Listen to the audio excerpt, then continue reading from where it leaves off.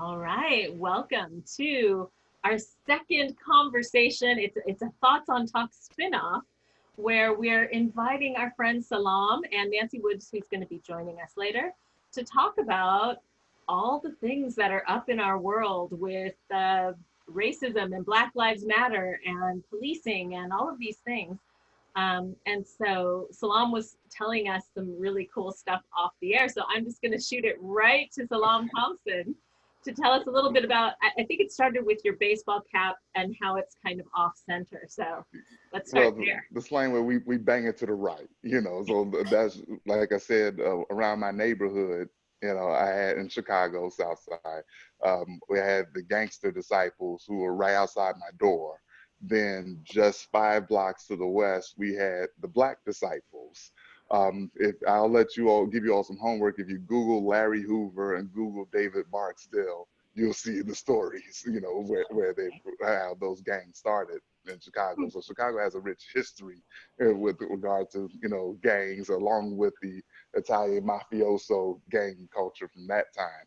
And then just to the east of my doorstep, there was also gangster disciples, and then beyond that, there's a sect of Black disciples called the Avenues. Now, the dilemma for me when I was growing up was I had friends on both sides. Even though they were unified under a 6 point star, you'll find that out through your Google.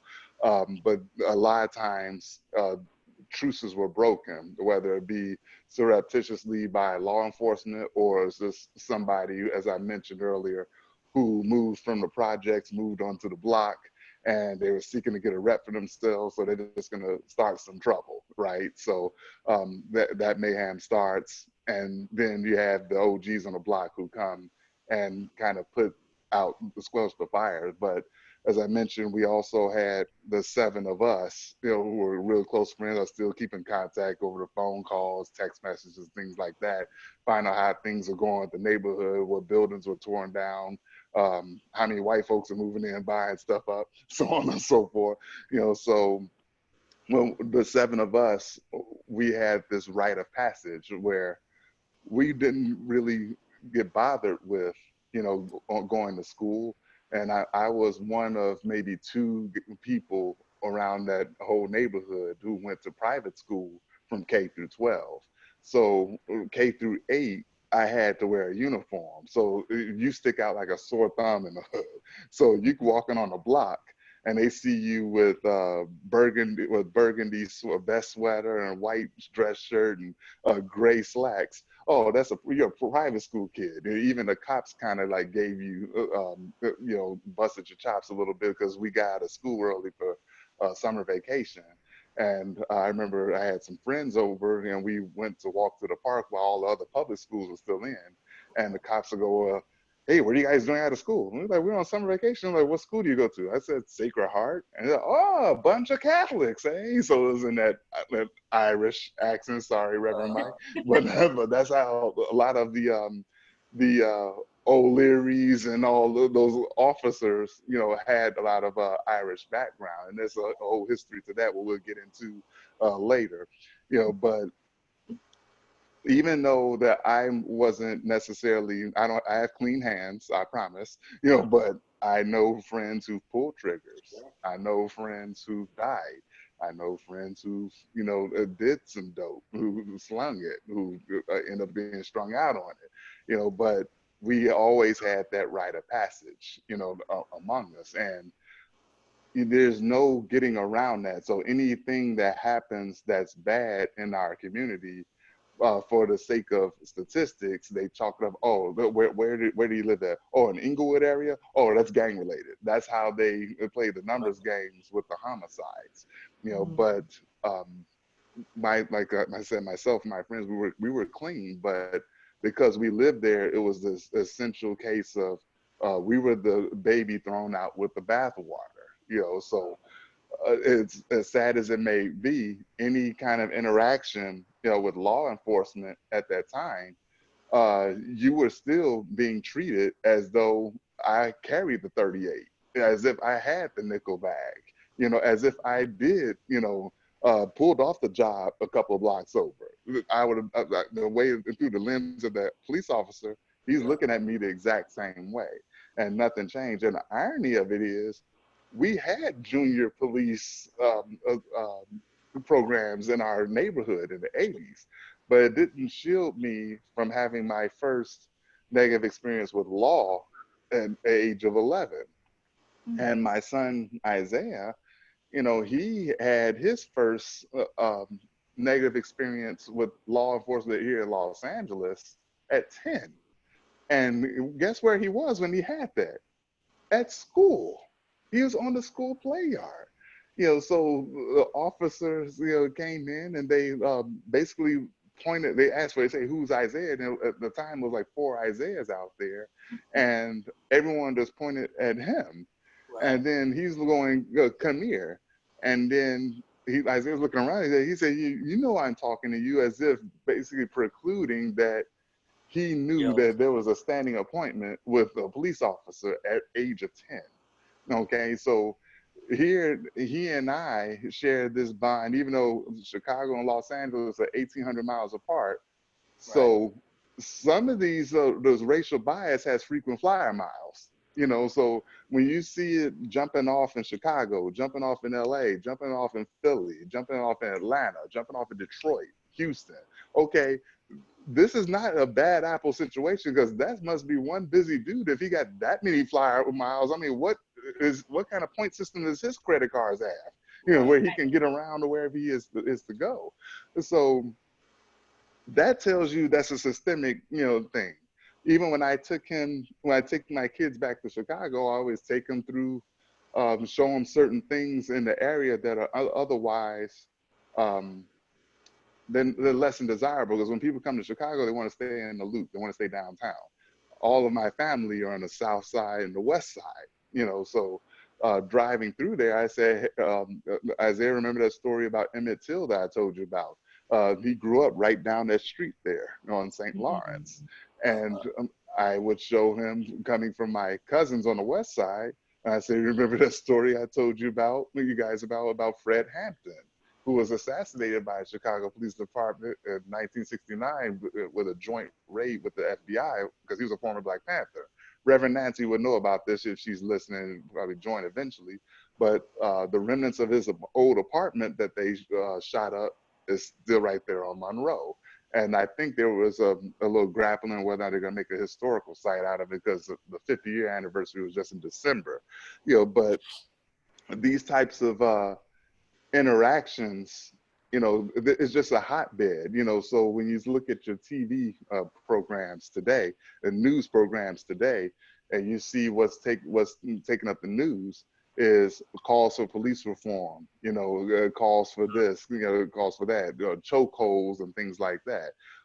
You saw the case in Atlanta. I mean, the chokehold legislation does nothing to prevent, that from happening. You know what I'm saying? So it's one of those things where we can't afford to take a scalpel to an issue that's already known. You have to really dig it up, out of its root.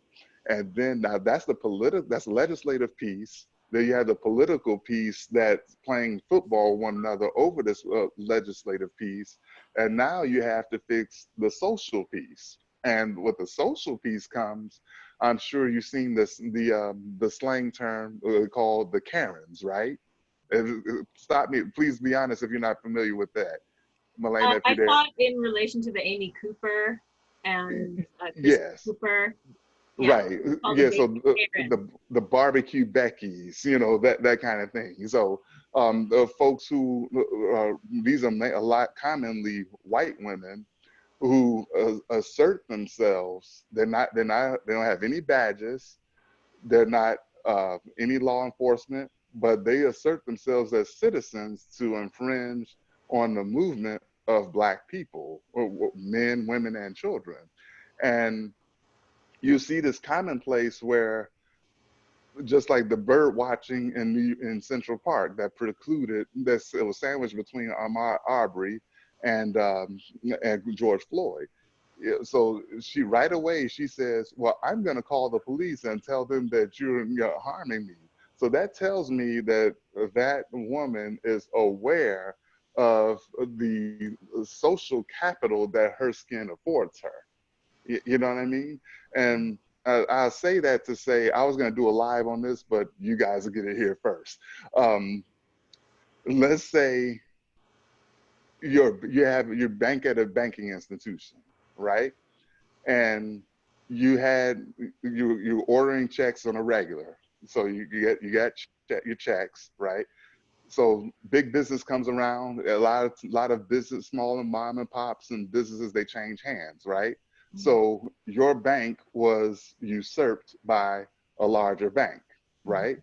But you still hold those checks from the under the prior name, right? So now you have this new bank, okay? You have older checks, and you still wish you can, for a time, you can still endorse those old checks under that banking institution for a fixed period. And now I'm gonna pin that there. Now follow me here. We have how many? We had 7 civil rights bills that were passed since 1865, but to 1865 to 1877ish or something like that. But that spanned the period of Reconstruction. So 7 civil rights legislation before the Civil Rights Act was passed in 1964. That dealt with, reparations and things like that, and making sure that Black people felt whole again from the evils of the institution of slavery and the booming business that it created for little to no financial investment on their part, but extreme labor, blood, sweat, and tears, and stripping away and culling away of our very being. So we are a shell of ourselves, on our part. Okay. So if you have that kind of transactional overlay, right? And a law's changed, Civil Rights Act bills are passed. Okay, we move the goalposts again. Now Jim Crow, now we're not gonna let you come over here in this area, because after Reconstruction ended, the federal government rolled back federal oversight over the southern states and gave states' rights and let the states deal with their problem, how they're going to deal with it. So even as laws pass, even as people, as you kind of evolve over time, right? There's still folks with this bank, right? Even the bank is taking on a new form, but there's still folks that are still trying to cash those old ass checks. You see what I'm saying? And so that's where the Karens come from. She still is trying to endorse her check, that has the social equity of her white skin, and the fact that the pristine, even on top of that, a white woman, because there's no more polarizing imbalance, or I could say hierarchical social imbalance, than a white woman and a Black man. And at the heart of that matter is the dynamic of sex and how that plays into it. Because there's been many Black men that have been raped just on the accusation that they even looked at a white woman. In fact, if you research this, there are even times where Black men were lynched for even looking under a white woman's skirt on the damn clothesline. Okay, so this is real kind of stuff. So for the Central Park girl, for her to say, "Well, I'm going to call the police and do this and the other," you're literally saying that you socially are on one accord with law enforcement, that they are going to come to aid you in signing the death warrant of that Black man.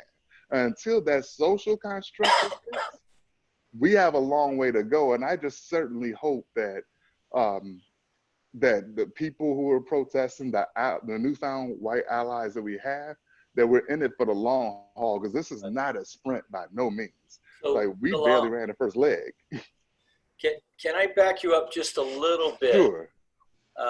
Because you were talking about how there was federal oversight through Reconstruction, and then it was pulled back. I just wanted to make the point, because it is in the news along with everything else, but that's when we started to see the Confederate statues go up. that's when we started to see these other symbols of white supremacy going up in the South. And Actually, and the statues went up in the 50s. Pardon me? The statues went up in the 50s. Well, they started going in the late 1800s, and they were going up as late as the 50s. As the 50s, yes. Right. So, and they were reminders. Yes. Right.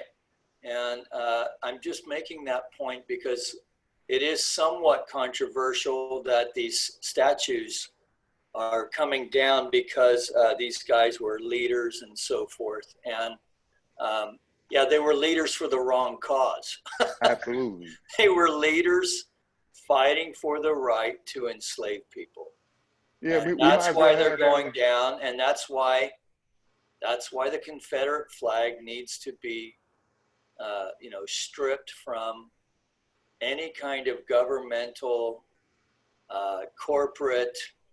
Hopefully, David Brooks said this on NPR last week.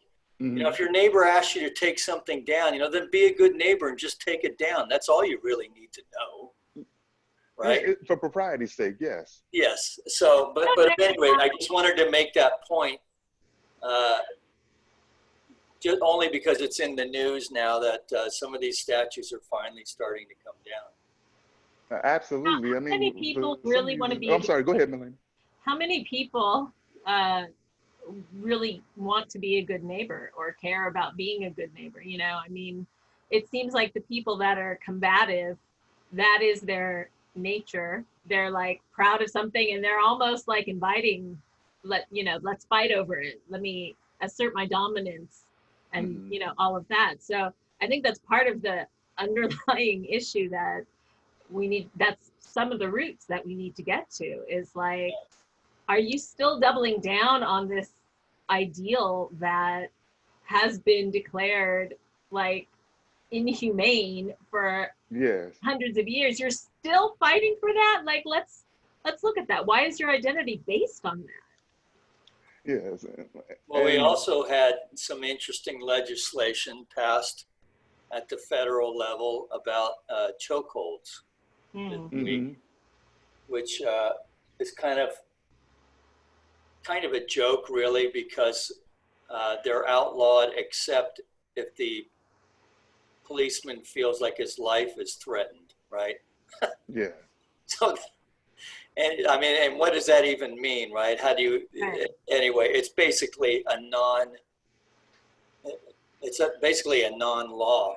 Yeah. But I just wanted to point this out and then I'll shut up, only because I happen to be listening to a podcast by Ezra Klein, where he's interviewing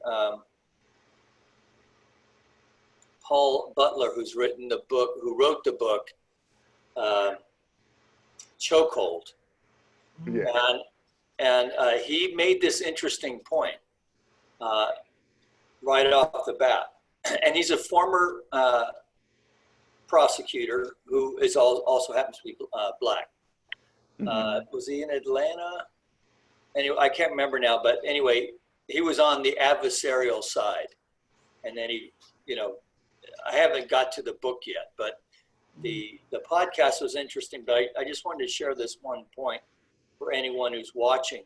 The nature of the chokehold is that when it's put into place, the natural reaction of anyone who's subjected to a chokehold is to struggle, which of course then means the chokehold gets applied with even more pressure, which the natural reaction, not that you're resisting arrest or anything else, you're resisting the actual chokehold itself. And then that's, it becomes resisting arrest and all this other thing. And it becomes something that escalates a situation rather than de-escalates. And I just thought that needed to be said in light of these stories that you're telling, where we have these, there are, no one's saying, let's get rid of the police department. Right. What we are saying is that when these interchanges happen, that they need to be in as skillful a way as possible, and that the police they're the professionals. Right. The other point they made is how, and I'll be curious to hear what you think about this.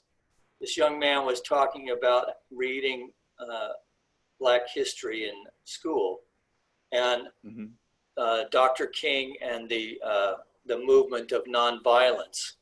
And so why, even as a kid, he worked this out, and to me, the light bulb went off. Because why is it up to us to demonstrate nonviolence? We're the ones being perpetrated on. Absolutely, yes. Right? Why is there not a culture in law enforcement or government or we as a people, right?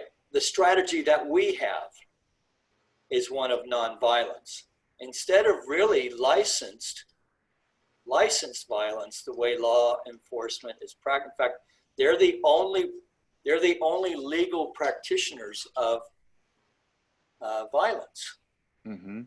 It's like an armed the way our current legal system is. It's an armed, absolutely. Military force, really. That's right. But it's always been that way. Yeah. Right. I mean, all the way back to the Pinkertons. Because I think it's about power, you know, and I'm sure Reverend Nancy knows about this as well. But when in May of 1967, when the Black Panther Party stormed the Capitol building in Sacramento, then Governor Ronald Reagan couldn't rush that Mulford Act into the state legislature fast enough, you know, to disarm them in public spaces, even though at the time they were enacting on their second right amendment, so it was right to bear arms. And in order for a power structure to maintain itself and to expand itself and fortify itself, it has to ensure that that which is exerting its power over has to remain powerless. You know, so which was why Martin Luther King, during the earlier part of the civil rights movement, you know, when it came to a tipping point when you had, as Black people, you were either with Martin or you were with Malcolm.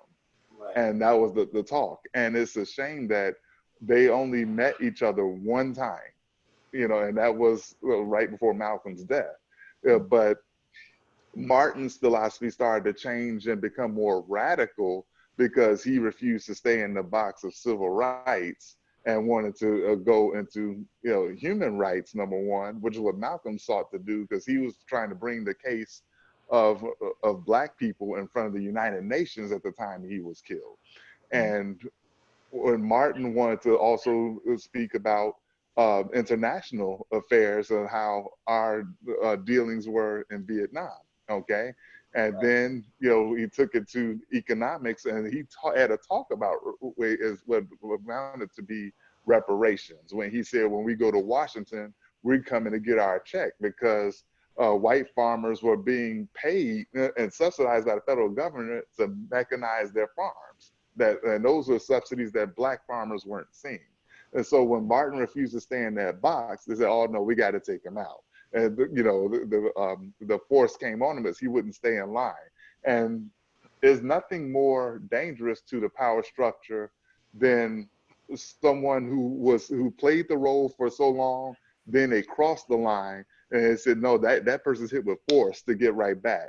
You know, but Malcolm started out already across the line. But what got Malcolm's attention when Malcolm started to go into Pan-Africanism and take it internationally, and we started to offer to build a bridge with other leaders. We founded his organization, the Organization of Afro-American Unity, that took the religion part out of it. And they said, no, we can't have that.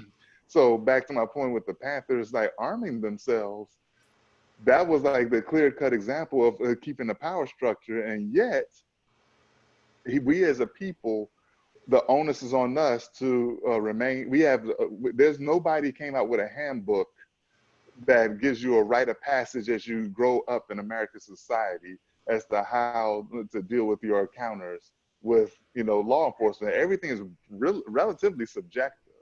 There's no handbook that has any additions that's been renewed and renewed and renewed that gives an American citizen some type of certificate of competency or whatever have you of how to have successful engagements with law enforcement. However, there is such for law enforcement, okay? So the idea that when we see law enforcement, listen to the catchphrases that you have. Don't make any sudden moves. It's always little prompts. It's like, am I dealing with a wild animal or am I dealing with a person? Because what they tell you when you come across a mountain lion, don't make any sudden moves, don't bend over, don't reach for this, and to have that same level of trepidation, that on an average citizen, okay, but here you have a trained professional, you know what I'm saying? Yeah. So it's all about control, and it's all about power, and it's all about exploitation, of the poor, which is why the police can run through our neighborhood that I grew up in an occupied state, okay? And a few days ago, maybe about a week ago, I posted a picture of the FOI, and that's called, stands for the Fruit of Islam. That's the military wing of the Nation of Islam.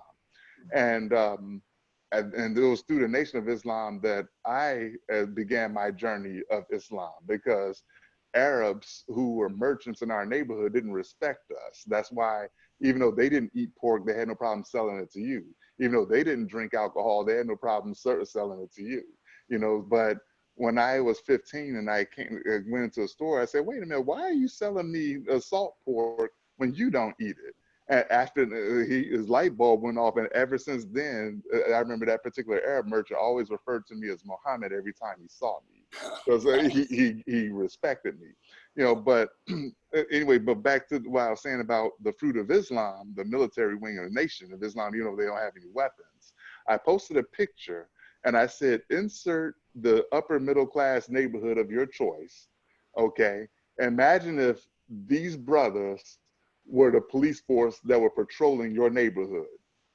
There's no way in hell that you would tell me that a majority white neighborhood will accept the fact that they're being policed by a majority black police force. That's, you can't even convince me that they will be accepting that. Maybe we should try it. It wouldn't hurt. It wouldn't hurt. I'm serious. Why couldn't we? Mm-hmm. Yeah, because you can't. The NFL is full of black players, NBA. So why wouldn't they? Why couldn't they be the police force? Yeah, absolutely. And those two sport entities have their own internal strife right now, which I'm sure we'll probably get into, shortly. Right. Yes, well, but you never see it. Let's say hello to Reverend Nancy, who just joined us from another call. We've been busy with this, building. We've been building bridges in various ways as we can. Hello, Reverend Nancy. Trying to take advantage of this unique time that we have. Yeah, people are shaken up.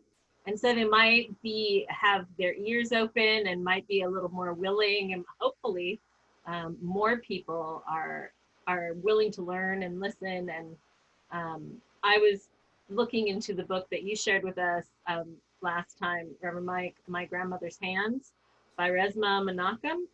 And he talks about the embodiment of all of this old ancestral trauma. And so when you were talking, Salaaam, about face-to-face encounters, and Mike was describing the chokehold, it made me think of that book, because that's all instinct level, and that's from fear. So like a cornered animal is more what you were describing, Salaaam, with when you're having an interaction with police. that's why we don't move fast, because a cornered animal is more dangerous than, you know, one that has a choice. And that fear response is an innate learned response from generations. And so the work that he is inviting us to do is to feel and find the trauma in our bodies and identify what feelings come up as we have these conversations, and slow ourselves down to notice our reactions. And so together we can share this trauma healing, which that's, I think the whole country needs that, no matter what skin color. I mean, we're all traumatized by our history, the history of the world, the history of our cultures. It's not pretty at all. No. So well, the idea is, even after tens of thousands, tens of thousands of years in Europe, right? So it's only relatively recent in our history as a species, Homo sapiens, where we became the predator, that we've been the prey for most of that time. And that's what's the point that he's making, and many scientists are, he's just bringing to this discussion what scientists have discovered. This stuff is actually encoded in our DNA. And so here we are trying to have these conversations about deep stuff, and all these triggers are going off, and self-defensiveness and everything else, and trying to figure out, why. Reverend Nancy.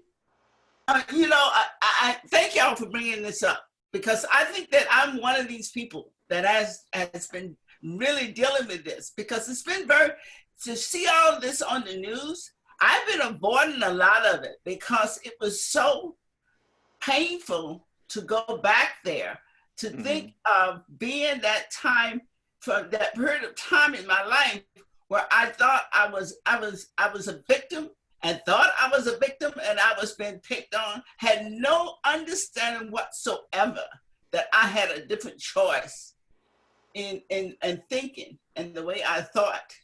And when a story came on about slavery, and I even told Reverend Mike, when he told me about the Maids, I said I couldn't watch that kind of stuff, because it brought back a lot of very painful memories of watching my father saying yes sir and no sir to guys that were 30 years his junior, that were learning from him, but that he was still had to say yes sir and no sir to them. And I used to remember as a kid being so angry, because I had a lot of respect for him, because he knew a lot. And I'm looking at him saying, why are he saying that? And that was one of the things that made me so. So I was carrying a lot of pain. But I think that for me, I heard a talk from Michael Beckwith, and he said, it's that victim mentality that we had before we got to let go, and we got to learn not to have a victim mentality. And he said that, and all of a sudden I realized what I was been bothered by was the fact of being a victim, of being somebody that was subject to somebody else's thinking. And I had no choice. I had to live with that. And that type of pain made it very difficult for me to see any stories from the South. Because I didn't, and today I don't feel like I'm a victim, but I realized that I hadn't totally let that go. It was it was not my past. It was that in a hurt that was pushed back, and I was no longer thinking of being a victim, but I had to face it. And it is, it was so many years of it that it just seems like it took up a big chunk of my life. And to be able to be in a place where I can listen to the story. And I only made up my mind this week that I need to do something now. I can actually participate and not become part of that negative thinking, not become that person that is angry, but be that person that is coming from a place of encouraging Black people to don't feel like a victim. Take that victim consciousness and set yourself free from it. Right. And I really feel like I'm at the point now that I feel like I can do that. Well, and I feel like people of color really need to step confidently forward into these new allies, right? While our attention is focused. My concern is that this moment may pass where Anglos have, are like born again, right? Have this big born again experience. And then after a while, you're just kind of, backsliding. And as we get back into our lives. And so how to keep that momentum going, because at some point, the outrage needs to be transformed into becoming the catalyst for change and keeping that the heat on this pot that we're now willing to keep going. Right. The Grandmother's Hands book, I saw an interview with the author, and he says a lot of groups are getting the book, like 25, 30 copies of the book, and planning out a year-long program where a community does the work together, because there's breathing exercises, there's a lot of internal things that you could do by yourself, but if you do as a community, you can heal as a community and then reach out and invite more and more people in. And so I thought that was a possibility, an interesting way of maybe that our center could invite people, or even if we just did it with whoever was willing in our own center, to start healing those ancestral racial trauma wounds together, and then broaden it, because through that process we can identify maybe each of our strengths, each of our gifts, who wants to contact the Board of Education, who wants to go to local schools, who wants to work with the police, who wants to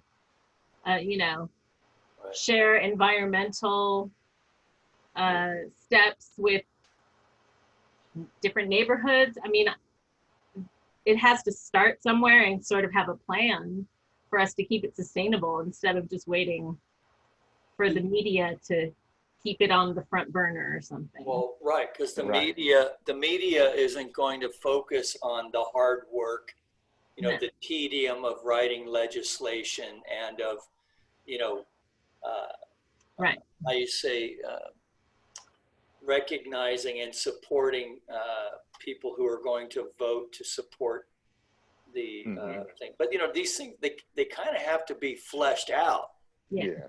So it's it really is quite the task. But I think we're up to it.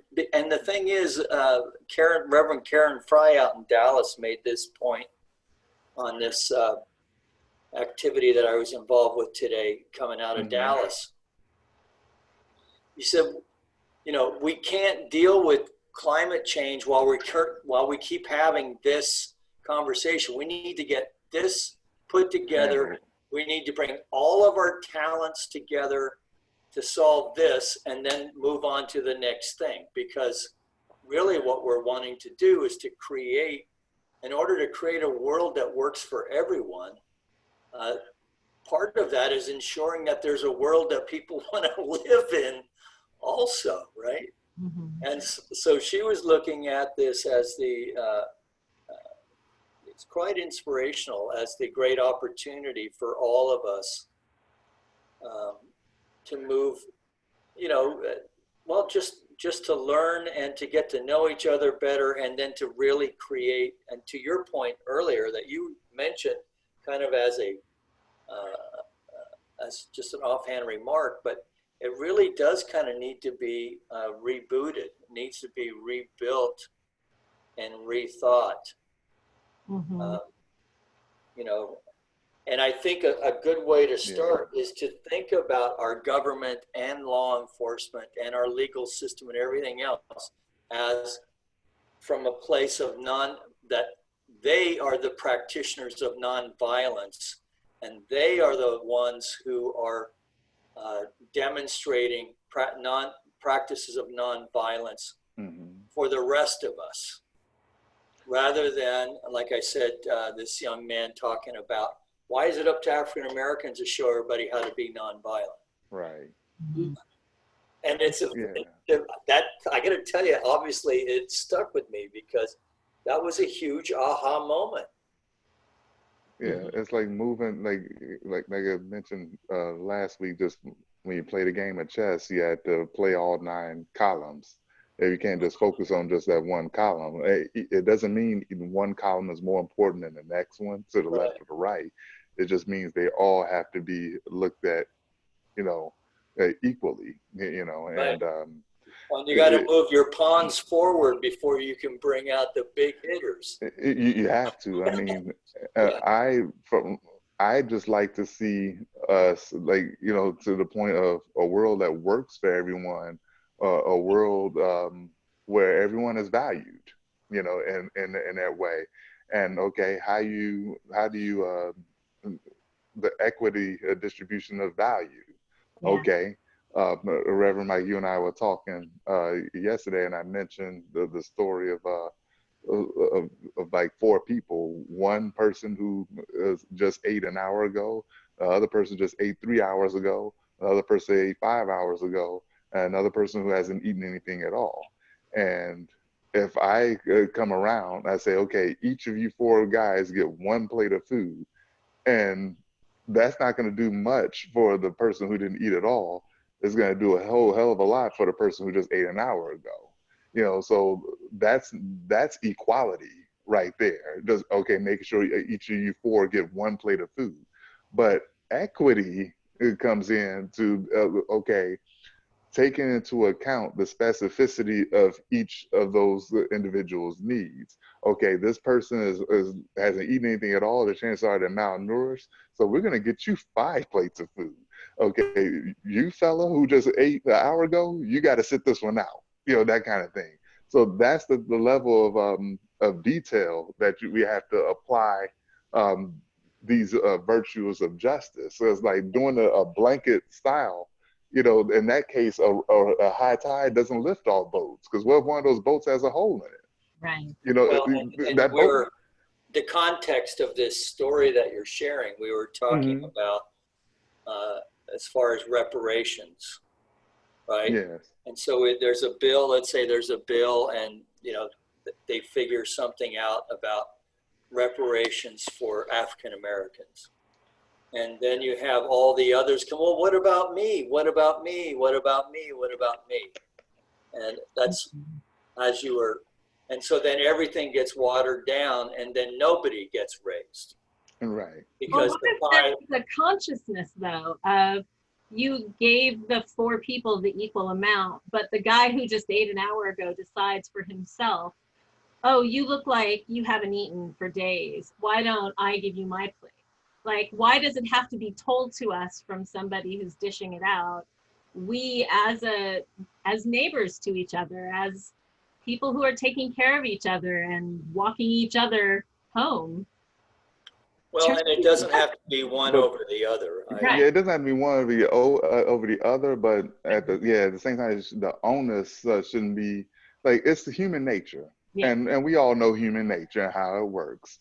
So, I mean, like the Lakers organization, for instance, they received a $4.8 billion small business loan. It's the freaking Lakers, okay? What about the mom and pops, who were there? And then it wasn't until the Lakers they were shamed to give that money back. But why did you even apply for it to begin with? You see what I'm saying? Exactly.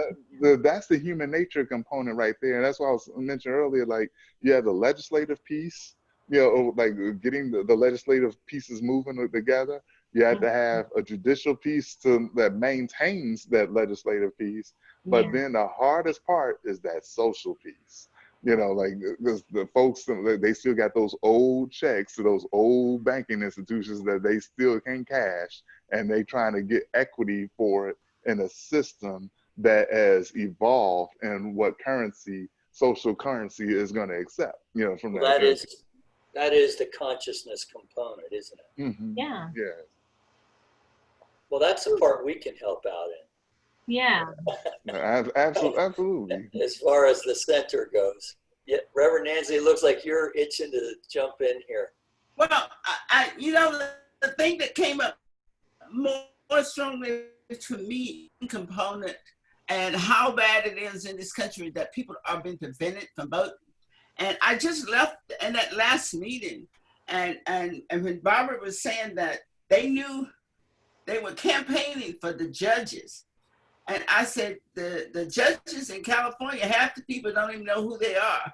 They're Right. on the ballot, and those people make major decisions, and those are the people that are putting, that is 80% of the Black people and the Hispanic people are in those jails. I mean, we outnumber them unbelievable. And those people are critical components. And we need to know how to actually participate in knowing who what those judges' backgrounds are, that we put on those benches, because that's how those people get to those Supreme Court. It starts with the local voting system. And the thing that is critical, people don't even realize, like if you check out at the local DMV that you want a ballot, and they put you on as getting a mail-in ballot, but you don't get it. So when you come to the polls, we make out a provisional ballot for you. And most people don't even know whether that provision gets counted or not. But we cannot give you any ballot except a provisional ballot, because somebody at DMV didn't get your name in, so you didn't get that letter, or you have moved. And so you didn't get a ballot. So a lot of the people that are unaware have no concept of how to check to see if their ballot was counted, whether that they need that paper in their hand if they go to the vote in order to vote regular. They need that piece of paper in their hand, and when they get to the ballot. So voting, to me, I know that we want a lot of these things to change down the line, but a lot of this is going to take. We need education that it's going to take a while. It's going to take years to make this shift. We don't want it to forget. So we have to start something that, and I like your idea of the year of getting people to do certain things for your community. And I was laughing because Barbara said, I went to 2 town hall meetings, and we were talking about judges and so forth, and I'm saying, does that happen in California? I couldn't even tell you if that happened. I mean, I don't know if any of us have ever been to the town meeting to see what these people are doing in their community. I have been to a neighborhood council meeting in my neighborhood of North Hills, and I've been to a few of them, and they have a police representative or 2 that comes to, and it's a monthly meeting. They have the local representatives' offices come and say what services they have available, and it's part of each monthly meeting. And so I've been able to remember and use or recommend the services, because like, I don't remember which one it is now, but one of our local representatives has a legal services like mobile unit that goes to the libraries and is there to help you with immigration issues, with legal issues. They'll answer questions, they'll help you file papers. I didn't know that existed until I went to one of these neighborhood council meetings. So there are opportunities for us to get involved at the local level and know what's happening. We just don't all find out about it or utilize it. Because and there's a little bit of craziness that happens too. So there's some entertainment value. Absolutely. Yeah. Well, so there is action to be taken is the point. Yeah. Because I have a wish list of things. You know, it's just gonna take some time before we even get to the wish list, because like there's so many layers to this this huge onion, you know, that we have, you know, in our society. Yes. And then when you peel off one layer, then there's a contingency point to it, or there's some ancillary issues that's tied to that layer. You have to go off track and then deal with that there. But I know the aim is to have specificity and focus, you know, on it, but it's going to take so many people just grabbing this great big their corner of the great big comforter and just start folding, you know. And at some point we're going to meet in the middle if we're just focusing, you know, on folding. Like it's like you see two military guys who are folding the American flag when they're at a burial of a veteran, and they're just folding their corner the best way, making, you know, triangles, because they know eventually they'll meet in the middle, you know. So approaching it holistically with that and putting little building blocks in place, so I think we'll make it scalable. I love that metaphor, because if you've ever seen a military funeral where the flag is folded like that, it's done with such reverence and care and love. And then they very carefully hand it to the widow. And I'm tearing up just thinking about it. So what if we treated our country like those flags, where we each lovingly take a corner and start doing our folds and work to meet in the middle with that same level of like sacred duty and patriotism and for each other as a family. Yeah, I totally agree with you there. We're on the same page there, of course.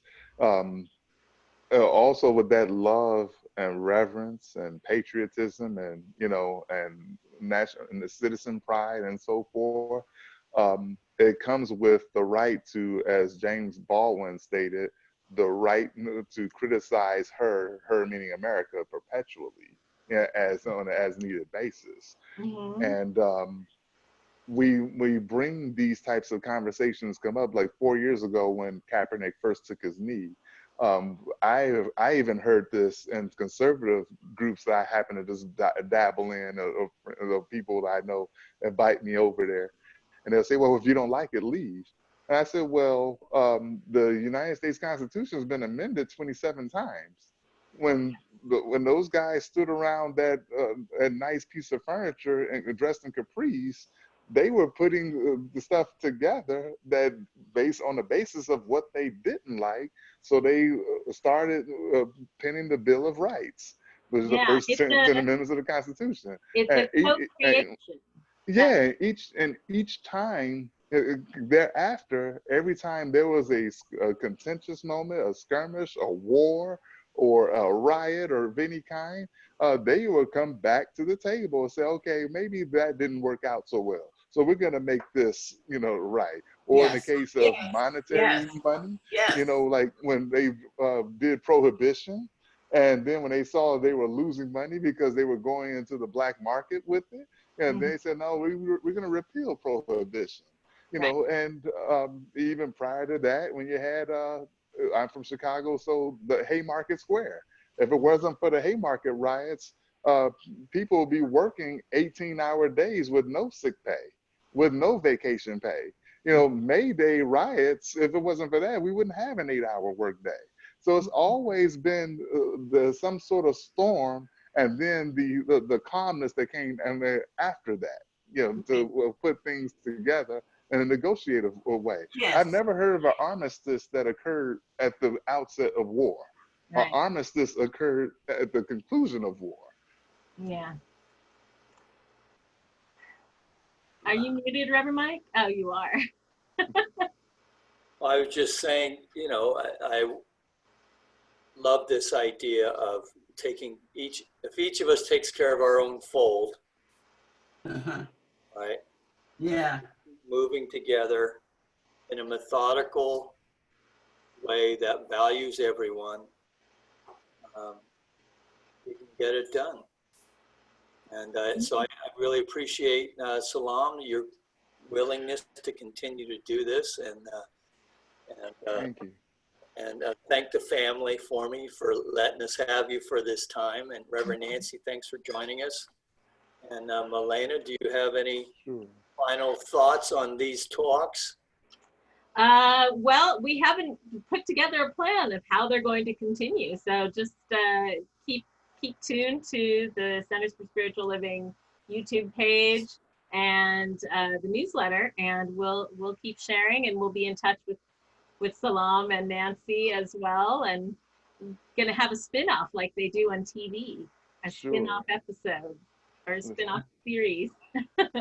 Well, I thank all of you for allowing me to share my story. I thank all of you for, you know, this is cathartic in a sense, because a lot of times, you know, almost 100% of the time, stories like from my background, you know, people who share my same background aren't told in mixed company. They aren't told and have the level of visibility that they should, because this is, you know, part of the makeup, you know, of America.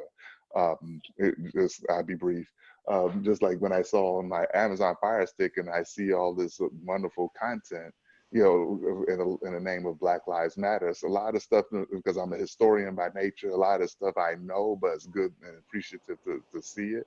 But then there are other, what we call hood classics that are out there that probably nobody has ever seen or heard of, but they often tell a much grimier story of the end result of how you get what you have in our society, and these layers that are there, where those stories don't see the light of day. So I really appreciate all of you for inviting me into, this is your space. This is Reverend Mike's space. This is your space, Milena, and I'm sharing it with Reverend Nancy as well. So you're one of us, so it's your space too, brother. Oh, thank you. And I'm going to share with you a link to a documentary of Chicago from 1967. Right. And feel free to share it, but I'm going to share it with you and give me your thoughts. It's only 30 minutes long. I'll look forward to it. Yeah. Sure thing. And also maybe some hood classics coming up. Yeah, I want to listen to hood classics. Oh, I can name a few. Menace to Society, Juice, New Jack City, Above the Rim. Belly, there are a few. I mean, and I'm sure many folks who are come to the center have these not even heard of it, and don't clutch your pearls when you watch it. But this is, even behind this smile here, these are stuff that some of the stuff that I've seen. You know, because anybody who's lived in the inner city, you know, you're gonna see this stuff. There's nobody not even touched by it. So, all right. Thank you, Salaam, and thank you again, Reverend Nancy. Thanks, Reverend Mike.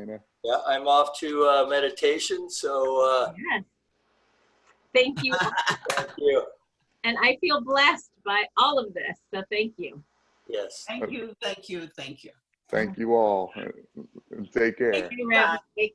You get to push the stop record button.